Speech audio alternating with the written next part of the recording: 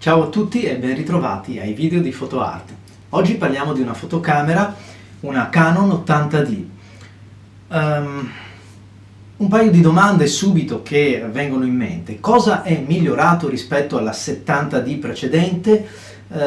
Siccome il prezzo è comunque un prezzo importante perché è attorno al migliaio di euro, vale la pena questo o dai, rompere il salvadanaio e comprarmi una 7D Mark II? Risponderemo a tutto questo. Allora, innanzitutto e con ordine, la macchina, come sapete, la serie a due cifre della Canon, a partire dalla 20D, la 30, la 40D, eccetera, è sempre stata una macchina ben curata, fatta bene e che ha sempre fornito dei file belli. Le ho avute praticamente tutte fino alla 50, che forse fra tutte non è stata la più felice della serie, però la 20D ancora oggi ha un po' di mercato perché comunque aveva una gamma ed una resa cromatica molto, molto bella, nonostante i suoi pochi ormai 8 megapixel, ma era una macchina molto gradevole, ben fatta e forniva dei file pronti, belli. Ce ne sono nella storia un po' di tutti i produttori, questa è una di quelle. La 30D è stata la via di mezzo fra la 20 e la 40, e certo la 40 è quella che ci ha dato veramente un altro pallone, un'altra bella spallata ed era una macchina che dava, non dico del filo da torcere, però era molto vicina alle prestazioni delle reflex anche più importanti che c'erano allora. La 50 forse non è stata la più felice, ma la 60D con un suo anche disegno un pochettino più moderno, un'ergonomia migliorata, di nuovo è diventata una camera molto pratica, molto bella. La 70 e adesso abbiamo la 80. Allora, la 80 in che cosa cambia? Cominciamo col dire che non cambia che cosa? Gli alti ISO restano quelli, la risoluzione del display è quella, il corpo macchina sostanzialmente resta questo qua, tutti i comandi sono dove sono, quello che varia sono i pixel, passiamo da 20 a 24 megapixel e è un piccolo incremento che però comunque si vede ed è abbastanza sostanziale. Il processore è un processore migliorato e si vede. L'autofocus, accidergola, qui sì è molto più veloce, abbiamo più punti di messa a fuoco, non tanto più veloce quanto più reattivo nel riconoscere il soggetto. E poi abbiamo l'HDR e anche il time lapse nella camera, che chi lo utilizza è una cosa anche interessante averla. La macchina, intanto vi avevo anche portato la 5D Mark II per farvi apprezzare un po' le differenze. La 5D, che è una full frame, è senza dubbio un po' più grande, anche un po' più pesante. La 80D mantiene lo stesso peso della precedente, della 70D, e anche l'autonomia della batteria vi fa scattare, stando ai dati di carta, quelle 20-30 foto in più. Insomma, poco cambia. L'autonomia è molta perché sono 950-960 scatti, sono tanti, e questo è una cosa sempre molto apprezzabile. Allora, veniamo alla camera. Il display è orientabile in tutte le angolazioni, potete tenerlo aperto in camera o girato come meglio volete.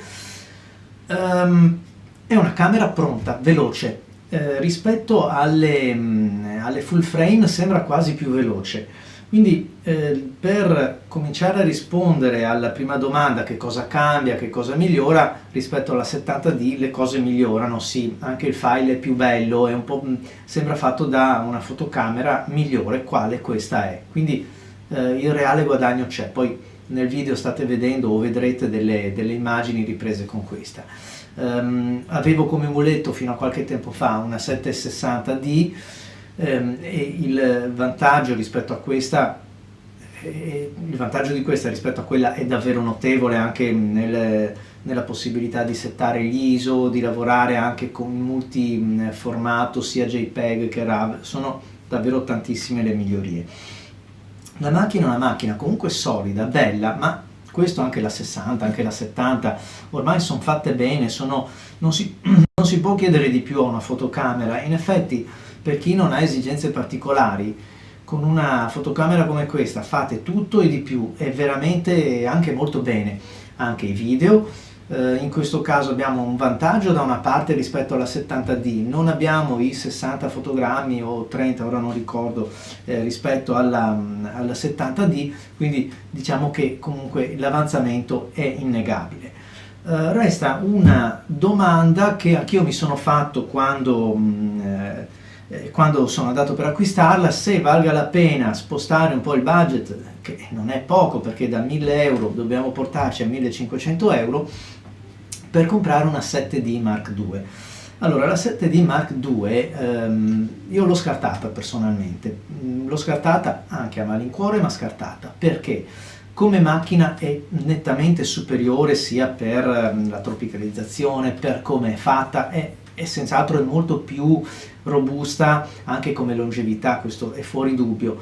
Le performance sono in senso, diciamo, in un certo senso sono migliori perché la macchina è migliore, resta una macchina progettata meglio, con più accuratezza, però purtroppo 3 anni di svantaggio sul mercato sono tanti, o 2 anni in questo caso, sono tanti. In 2 anni l'evoluzione, il progresso corre tanto, e ad esempio la capacità di gamma, soprattutto nelle ombre, ho provato ed è superiore a questa qua.